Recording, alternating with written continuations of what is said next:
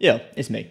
So Destiny done a live stream yesterday to talk about all the combat changes that are coming, like sandbox changes and stuff that are coming with the new update. Now, some of this stuff's coming on the 28th of August, and some of it's coming on the 4th of September, I want to say, when Forsaken launches.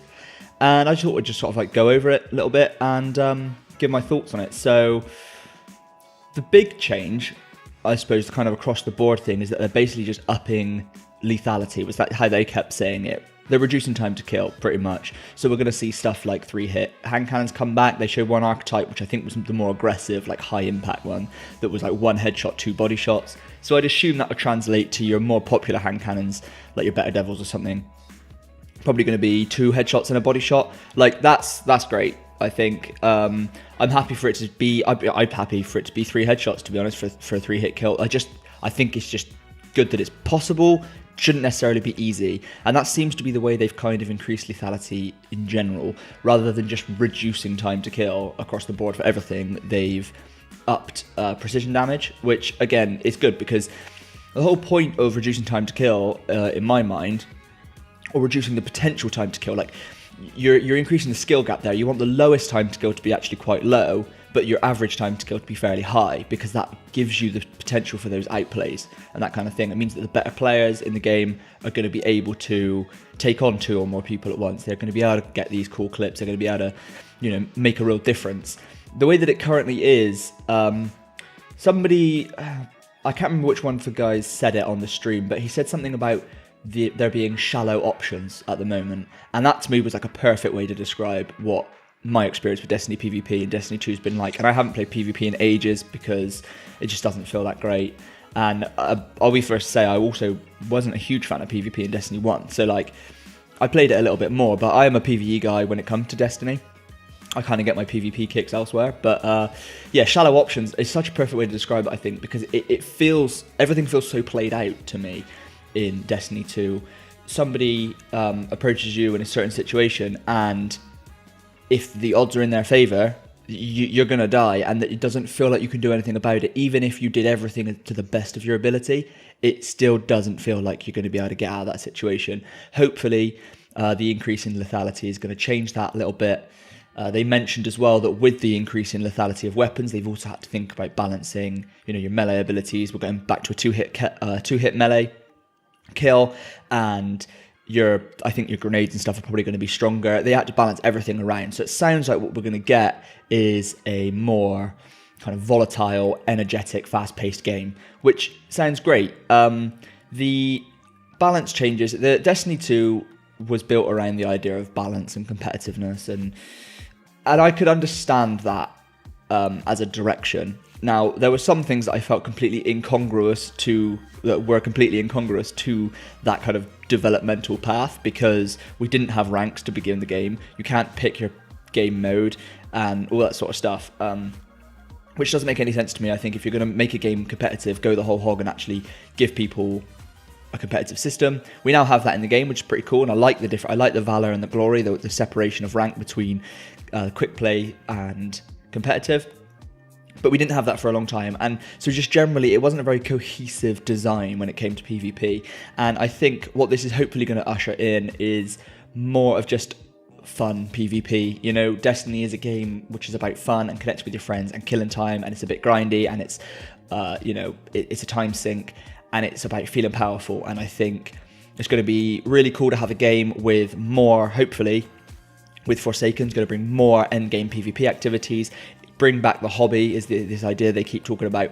Hopefully they're going to bring that back, way more stuff to do, and then there's going to be a PvP mode which is just fun to jump in and play around with, and you don't feel like you have to put on your sweatpants every single time you want to even play PvP. So that's good, and I liked the way they were talking about it. They addressed a lot of the problems and they understand them. Now, obviously, yeah, you could be cynical and say they don't understand the problems, they're just regurgitating the problems that are brought up on the subreddit, all that sort of stuff. Yeah, maybe that's true, but if it leads to a fun game, I don't really care how it happens. My understanding is they took on quite a few people from the Destiny community to act as like consultants and stuff, which again is really good to see. Just get more input in there and kind of craft a game that people actually want to play. And then the other big changes are like the loadout changes, and they're balancing this around ammo, which I think is quite a elegant way to do it. It's a pretty intuitive system. You get less special ammo than you get kinetic ammo, and you get less, or primary ammo, sorry. So you're still going to have your kinetic, energy, and power slot, as far as I understand it.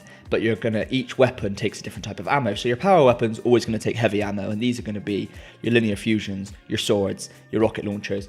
That's fine. We don't, like, some of those weapons, rocket launchers in particular, are so powerful that they need to be relegated to that one slot, I think, and that makes sense.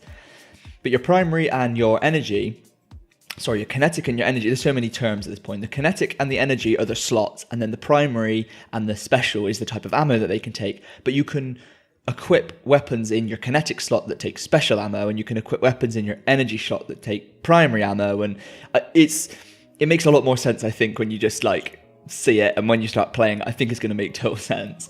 But that's good. It gives people the variety they want, but it also balances things around ammo, so you can't just run, a sniper with the amount of ammo you'd get with an auto rifle or something. If you decide to take a couple of special weapons, if you decide to take a sniper and a shotgun that both take special ammo, you're going to struggle for ammo, and you're going to need to go out there and make every single shot count in order to pick up other people's ammo.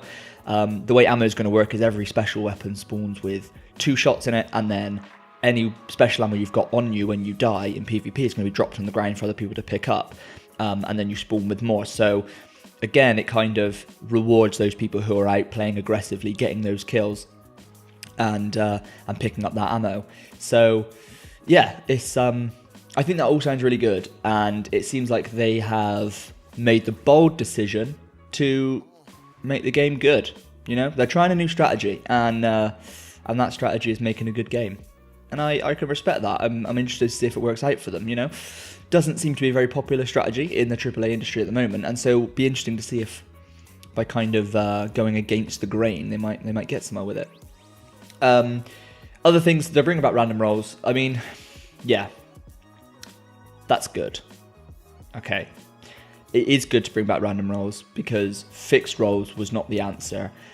We haven't seen a huge amount of depth in how random rolls work, which leads me to believe that they're maybe just going to be the same as they were in Destiny 1.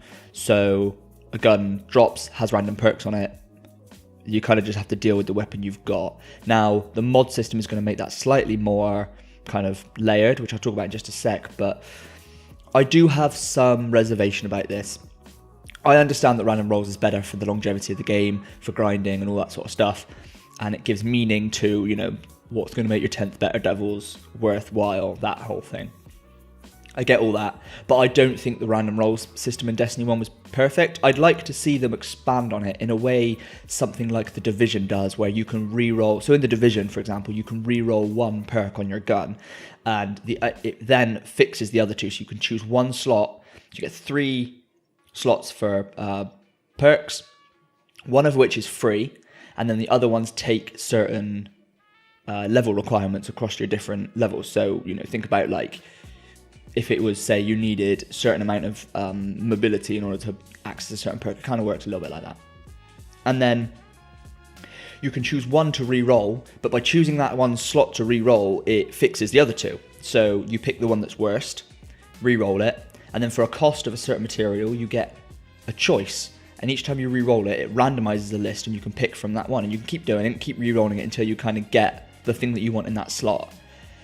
Now, that I think is really great, because it means that you don't have to get the perfect roll in order to get the perfect roll. You kind of only need to get like 2/3 of the perfect roll, and then you can keep rolling to finish out that gun. Now, I think what Bungie may be trying to do in order to kind of achieve something like that is the mods are now actually going to be worth something. And this looks really good to me. Like, mods kind of essentially just look like attachable perks. So stuff like Icarus Flight or extra ammo in your magazine, those are going to be mods now, and you can attach them to any weapon. And weapons are going to drop with mods. So if you get a weapon which is a complete garbage roll, but it has a good mod, and you dismantle that weapon, you're going to keep the mod, and you can put that on a different weapon. That all sounds like a decent system. Light level are no longer on mods, thank God, because that made no sense to anybody. So it's this idea of like streamlining and simplifying while also increasing depth, which is exactly the kind of thing that I think Destiny needs. So like I say, I'm not sure that random rolls is perfect, the way that they're implementing it, but I think it's better than what we've got, and I'm excited to see how it works. So yeah, sorry, I realised I just kind of like spewed a whole bunch of words very quickly at you, but I just wanted to give my thoughts on yesterday's combat reveal stream, and I mean, there's a lot of stuff there. The other thing, wanted to say this as well. They're bringing back one-hit shoulder charges. Now that sounds like bullshit to me. Don't like it. I hated it in Destiny 1. I hate it in Halo 5. The Guardian, no, yeah, they are called Guardians, aren't they?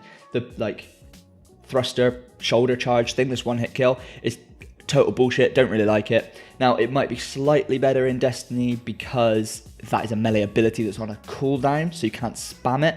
But we're just gonna have to wait and see. That was kind of one of the only things that I felt really negatively about.